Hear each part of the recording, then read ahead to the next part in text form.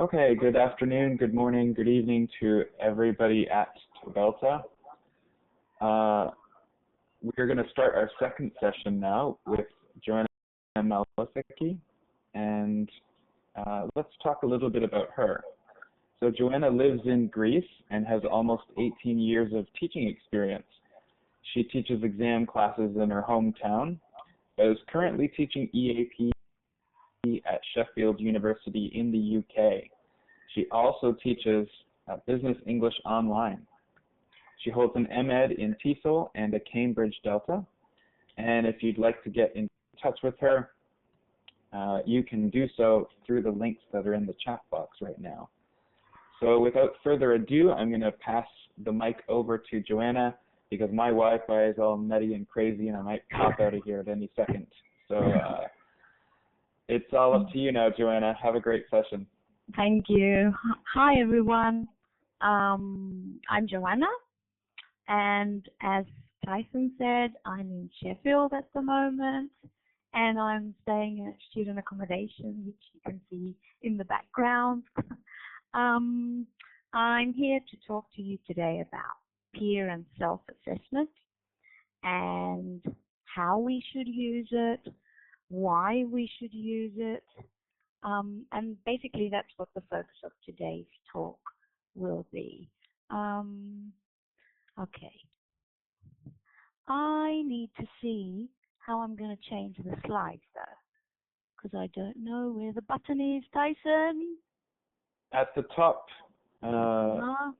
right, yep. You should see a front and back arrow.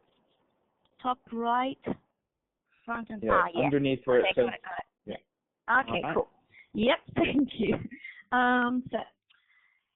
Okay, I'm a little bit nervous, sorry. So what am I going to be talking to you about today? So I will start my talk with a few key terms. So I'm going to present some background information about feedback and assessment, and then I'm going to talk to you a little bit about just some research about peer assessment and self-assessment. I will move on to the fun part, which is activities you can use in the classroom with your students to get them involved and to get them to do peer and self-assessment. And then I will finish off my talk. Before we start, can I just ask, what learners do you guys have? Like, what's your teaching context? Do you teach young learners? Do you teach business English learners, EAP students? What are your learners? Yes. I can see some EAP.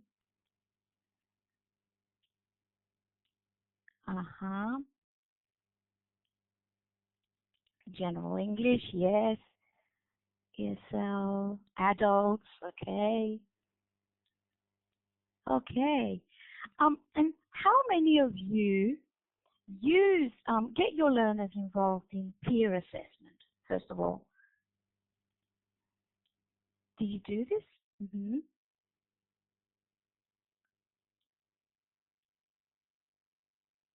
Okay, sometimes. Okay. What about self-assessment?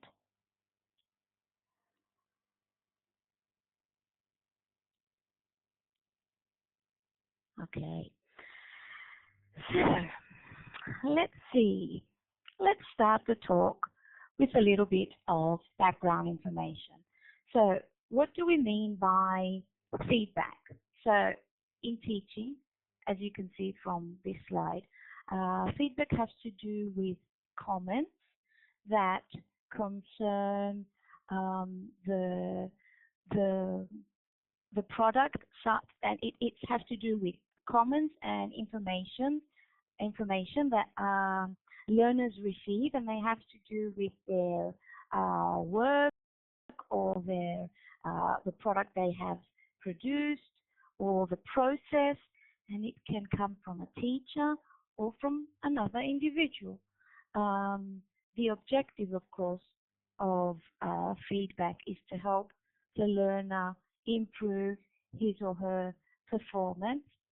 And it's a good idea to give praise when you're giving feedback and to make suggestions. So, and what's the difference between assessment and correction? Assessment has to do more with looking at how a learner has performed, whereas correction is more looks more carefully at specific areas and gives information to the learner on how to improve or what to change in terms of their performance. Now, when you talk about self and peer assessment, you can't really separate. You don't really separate the two, or especially peer assessment may involve some correction as well. What is peer assessment? Well, it's a situation where individuals look at other people's or other learners, in this case, other learners' work, and they comment on the value, the amount, the quality. They give information about that. Of course, I don't know. I think peer assessment will not completely replace traditional assessment, but it does reinforce the learning process. I've read some research that says that sometimes you can use peer assessment as part of summative assessment, because most of my talk will be about how we can use peer assessment during formative as a formative assessment strategy process. Do any of you get your students involved in peer assessment as part of the final assessment, as summative assessment? Like, do you get your learners to grade other people's work, and that counts in the final mark you might give? Okay, no.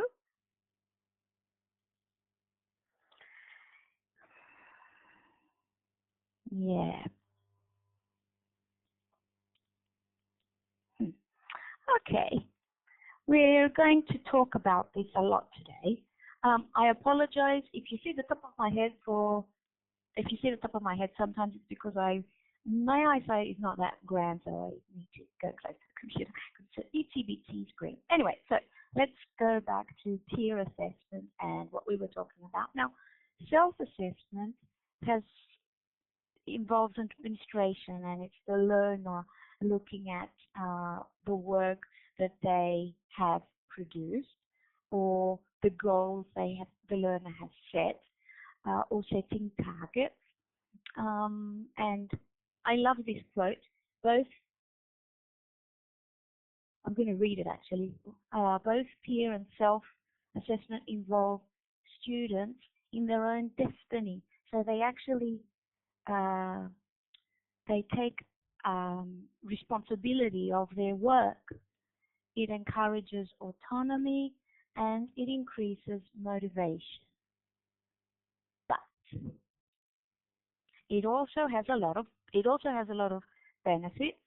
The benefits of self-assessment, from what you can see on this slide, it increases motivation. It helps the teacher monitor. It supports learning. So there are a lot of benefits, not only for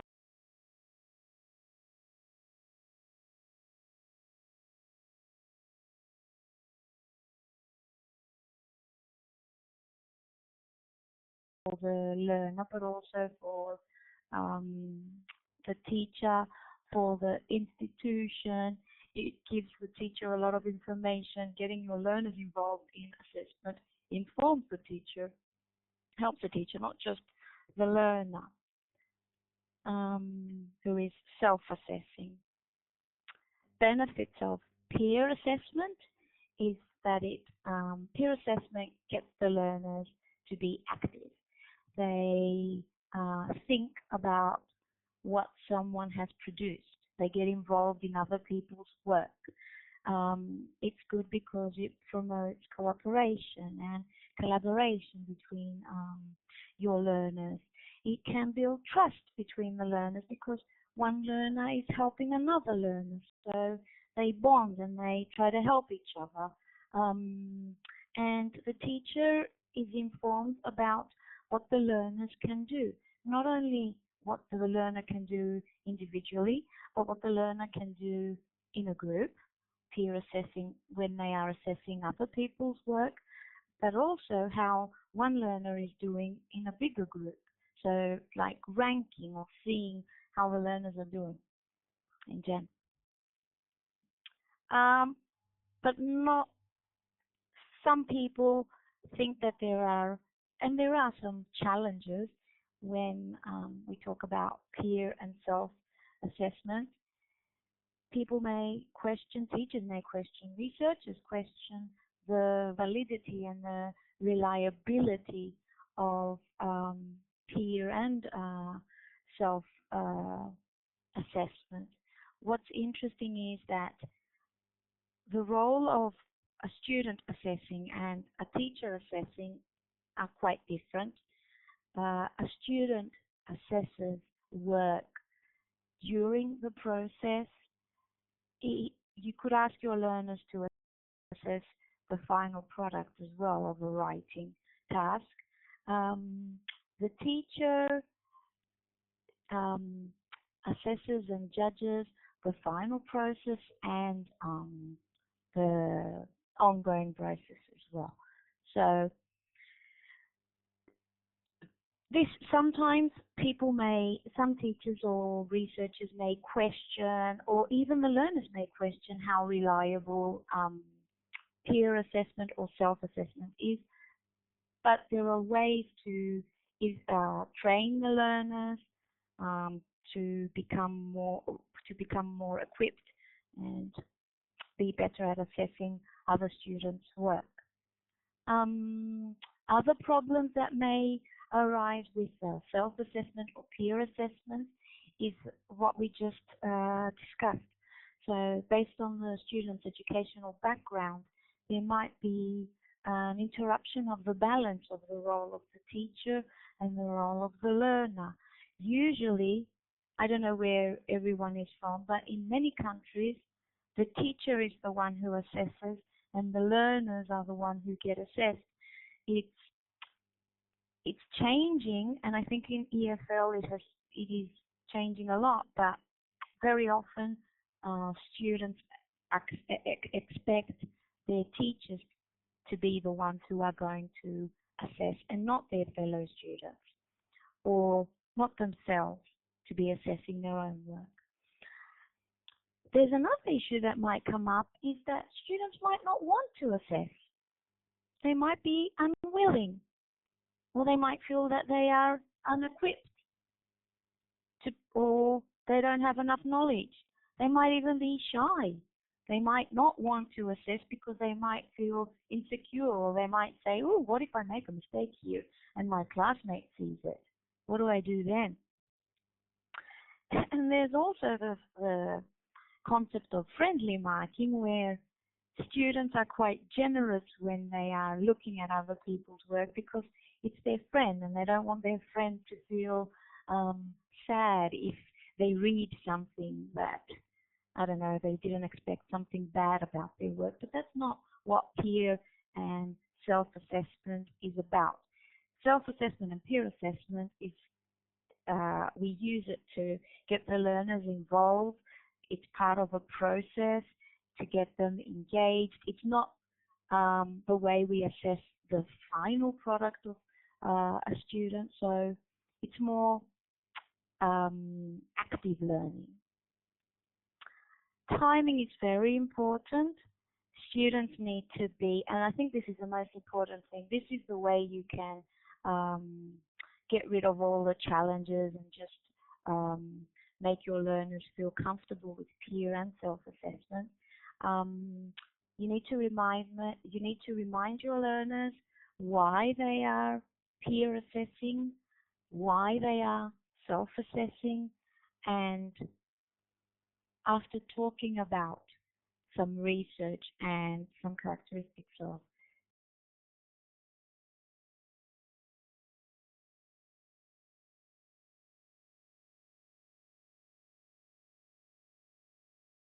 peer and self-assessment and some challenges, I'm going to focus on activities, and I'm going to try to connect them with some of the research I just discussed.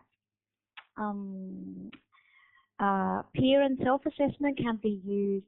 Self-assessment can be used at the beginning of a writing class. It can be used during a writing class. It can even be used after assigning a writing task. So can peer assessment. So let's look at some activities and some ideas.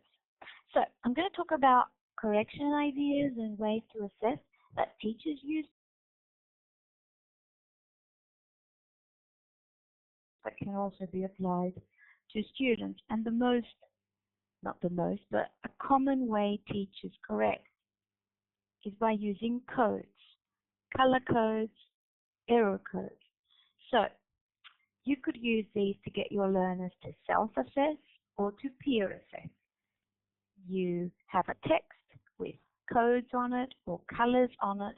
Each color corresponds to a code. Each abbreviation or initial corresponds to a word, and you put these on the student's text.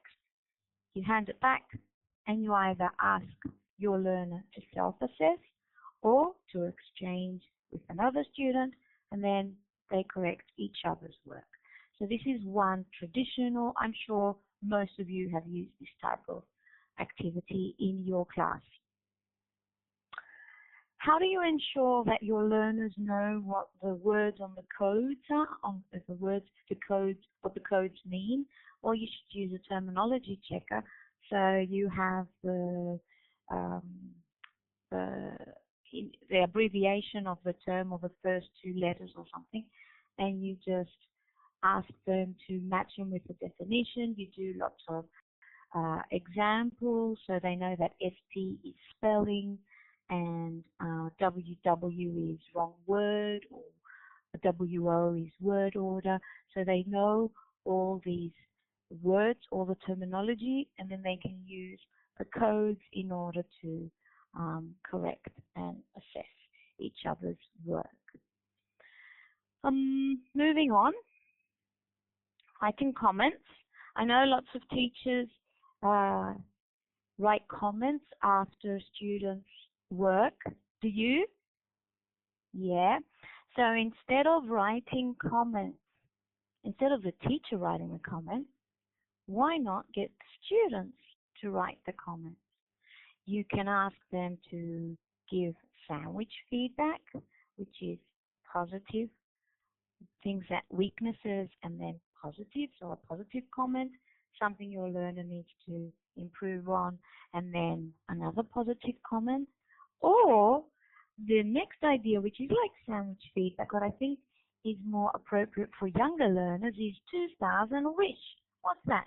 2 stars, 2 good things that the student has done in their work, their classmate has done, and a wish, a suggestion, what they need to improve.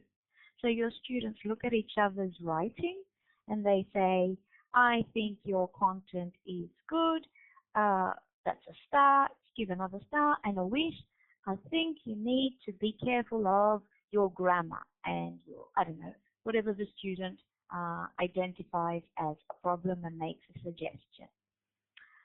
Something you can use with more mature students. When they look at another student's writing, they can say, you did this, I can see this in your writing, you didn't do this, and I suggest that you do this. So this is one way you can get your learners involved in assessing writing of another classmate's text and give feedback. Reformulation. Now, I've used reformulation with my EAP students. I've used reformulation a little bit with general English classes. What is reformulation? It's when you have the students' text, the passage the student has written, and you try to write a better version of it. So this is what a teacher can do in order to give feedback to students' work. What students can do in this case is they can make suggestions on a better version of their classmates' work. My students really like the idea of reformulation because they like seeing a better version of their own writing. The tricky part here is, how do you know the version the other student is going to produce will be better than the original version? Well, that's why this needs to be monitored very carefully by the teacher if you choose this as a way of peer assessment. But as an idea, it's really good. It really works, and students do like seeing versions of writing and how their writing can be improved. Apart from that, if you don't like the traditional types of feedback, you can be more tech savvy, can use Google Docs and get your learners to write a text and share it with another classmate. And how many of you use Google Docs in class?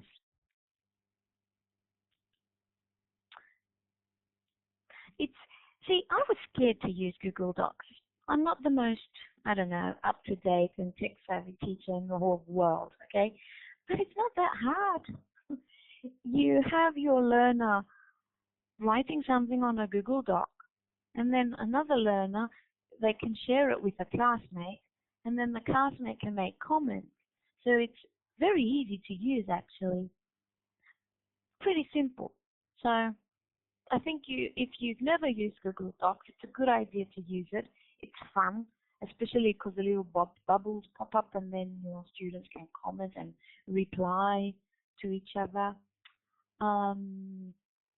You can also get your students to either self-assess or peer assess by screencasting, which is you just share, so you assign a task and then you tell your learners what they need to take into consideration when they are assessing another student's work.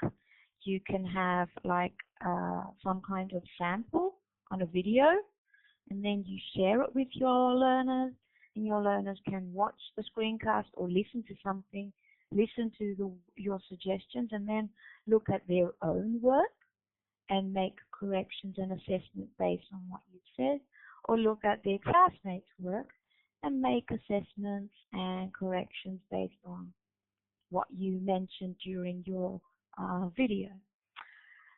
I had to put this because I'm in Sheffield at the moment. I'm teaching EAP, and plagiarism is very important, and Turnitin is a way for the learners to check if they've plagiarized, so it does get them involved in self-assessment.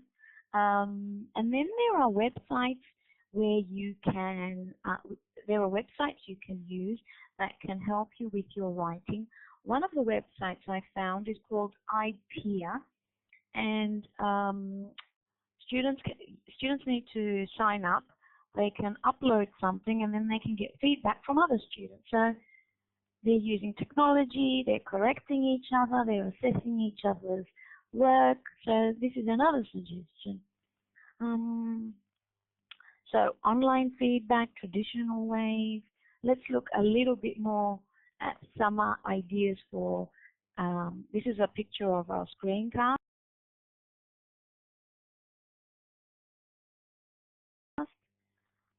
This is a screencast example. And then let's look a little bit more at self-assessment. So other ideas is to use checklist to tell your learners that when they are writing, they need to see, is my grammar correct? Have I used different types of words? Do I have good paragraph structure? Is there cohesion? Just make a checklist and ask your learners to look at their own work and then put ticks in the box according to how they're doing.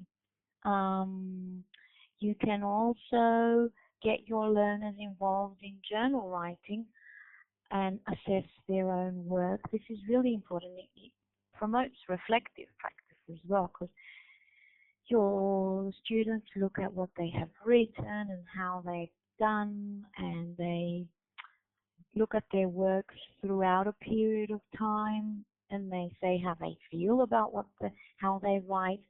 So journal writing is a good idea. I've used it again with EAP students. An error log, I've used this a lot with my young learners. So when I give them back their essays and I've made comments on their work, I then tell them, okay, go through your essay and write down what types of mistakes you make and keep an error log. So they write down every week some of the mistakes they make that keep reoccurring, and then after about 2 months, I say, okay, now let's look at your error log. What kind of mistakes do you see going and occurring over and over again? You just need to check them and see. And then your learners really look at their work and they say, oh, I've been using prepositions incorrectly a lot. So maybe I need to learn more about prepositions. So this is a good way to raise awareness among your learners so they know what types of mistakes they make, to write them down, to see them. Another thing that's a good idea to try is getting your learners to use assessment criteria. Like when you have an IELTS student, instead of you looking at their text, give them the IELTS criteria and say, okay, look at your text, look at the criteria. Where do you think you are? Start circling the criteria you meet and highlight them on your essay so we can see. It says cohesion and coherent. Is there? What do you think? So get your learners to use criteria to assess themselves, or everything I'm talking about here can also be used for peer assessment as well. You can also use self-assessment and get your learners to set goals at the beginning of the course, and then tell them to see how they have done in terms of their goals. In terms of their goals in writing, they can actually put their goals in the journal. So by the end of the year, I expect to be able to do this, this, this. Then midterm, tell them to go back at their targets and say, well, what have you done? Are you happy with the way you analyze your ideas? Are you happy with the way you connect your ideas? So students set targets, they check to see if they are meeting the targets, and they are assessing their own work. Finally, you can get them to use a graphic organizer. So you have a table. Instead of like a checklist, you can have a table and the students just color the things they've done and what they haven't done. Empty boxes shows them things that are missing.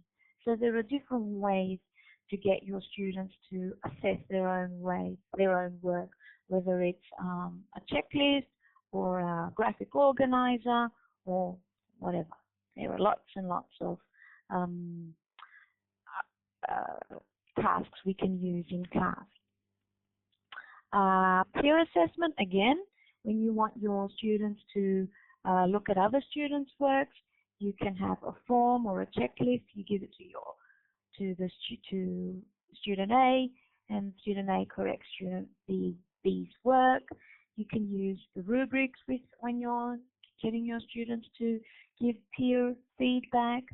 You can get them into reading circles, give each student an essay, and they can be looking for the thesis statement, for example, and making comments, and then they give it to the next student, and the next student makes comments. So each student gets feedback from 4 students, for example.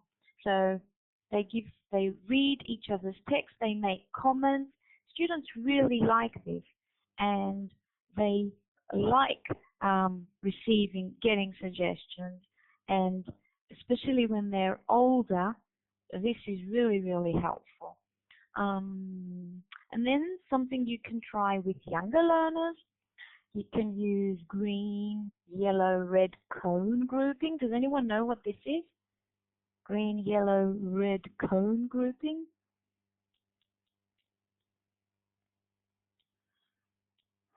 So this is interesting. You can give your learners little cones or little cards that are green or yellow or red. Green means I am at a good point, I know what I'm doing. Yellow means I quite know what I'm doing. Red means I need help. So you set a task, and then you tell your learners to start writing, and they do. And at a point while you're monitoring, you ask, so can you please tell me where you are, how you're doing? And if the students raise the green one, they feel that they are doing well. If they raise the yellow one, they feel that they're okay. The red one means I really need help. So then you can change, and you can put your students into little groups, a green, a yellow, and a red student, and they can help each other and give feedback, and just give feedback to each other and help with the work and make suggestions. So that's something you can use with your students as part of a peer feedback activity or during a writing activity. I think the most important thing in terms of peer and self-assessment is that students reflect. When you're looking at your own work, you reflect on how you have done, what you've achieved, what you need to improve.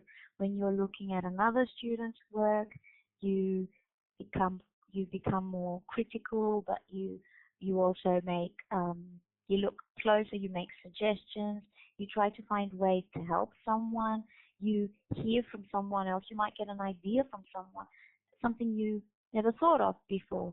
So study tips you hadn't thought of, or suggestions regarding writing you never heard of. So it's a good idea.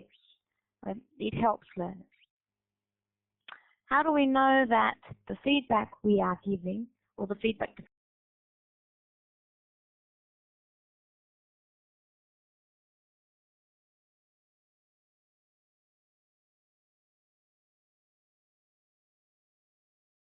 classmates are giving, or what you're doing is helping your students? It's very important that when your students give feedback to other classmates, that they get feedback on their feedback. So student A assesses student B's work, and then student B tells student A what they think of the feedback, how helpful it is. So that way, students also know that they are actually helping, or that their feedback is not enough. They're taking more responsibility for their feedback they're giving. They are more conscious and more careful. And some final thoughts. I think that self-assessment and peer assessment should be used in the language classroom. You need to train your learners on how to assess their own work and how to help others, how to give suggestions to improve. Peer assessment is something that is an ongoing process, and it also helps the teacher. It can even reduce the work amount or things like that. So it's a good activity. It encourages your learners, it motivates them, it makes them more autonomous, it promotes engagement because your learners don't just get the feedback and go home. So yeah, that's what I want to say about that. And if you want to connect with me, you can find me on Facebook and LinkedIn, and this is my Twitter name, and I have a blog, and I blog a lot. I will write a blog post about the talk, and you will be able to find it on my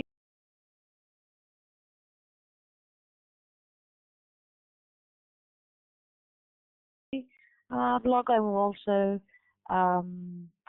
share the slides there, and I will do this week. So if you want to go there, you'll be able to find all the things, all the activities basically we discussed today. I discussed today. Do you have, these are my references.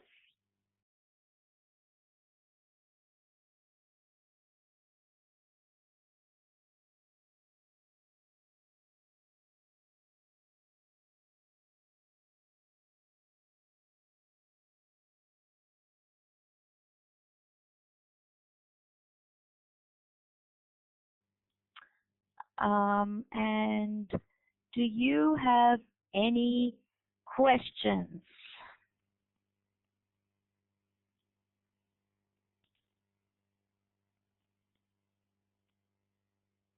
Hang on, let me see the first one. Sorry. There are going to be maybe a couple of questions in the chat box, including mine. Okay. Question: do you find students? Sorry, you're going to see the top of my head. I mean, a bit. Sorry. Tend to self-assess in a manner they seem like they're telling you. That's an interesting question. It depends on. So the question is if students give feedback that they think you want to hear. That is a danger. But I think if you get your learners to realize the importance of peer assessment. Why are we using peer assessment in the classroom? They take more responsibility. So it's a way to help your classmate to improve. I'm not going to be looking at your feedback because this is what I want to see you saying. I want to see if you can realize what needs to be done in order to help your classmate improve. So it takes a lot of training. You can't go into class tomorrow morning and say, okay, today we're going to assess each other's work and that's it. You need to monitor. I think it's better if you the first times you use peer assessment to use checklists or rubrics. Be a bit more, guide them a little bit. I don't know if that answers the question. What else?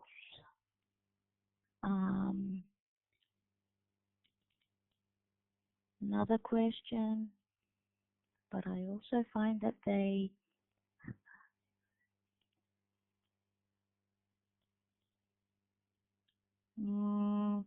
how do you handle reluctance to well, I think if a student is reluctant, one way to, and I didn't talk about, I was very nervous today. I don't know what happened. Anyway, sorry about that.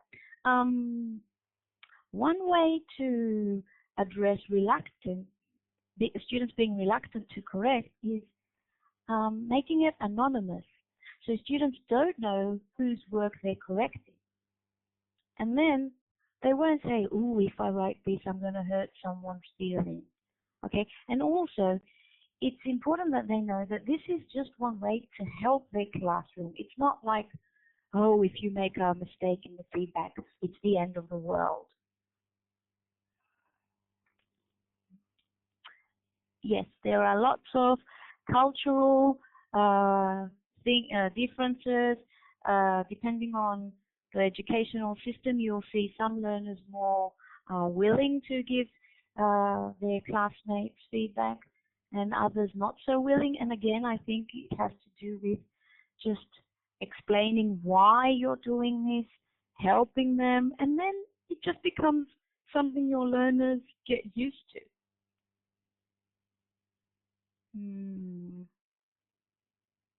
Other questions? I don't know. I can't see any other questions. Did I miss any questions? No, I don't think so. I think you got all the questions, and there's just been some chat between the participants about their experiences. Okay. Yeah.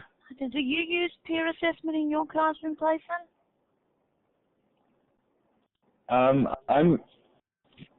I do, now that I think about it. When you first asked me, I thought, no, not really, because it's been sort of an unsuccessful endeavor for me, in that I think the learners didn't have enough training as to what to assess on each other. So the feedback that they would give each other was either very superficial or wrong. So I think once I decided on some sort of key things, or key points for the students to focus on, like, is there something that you don't understand, or could they explain something better that you don't have enough background experience about?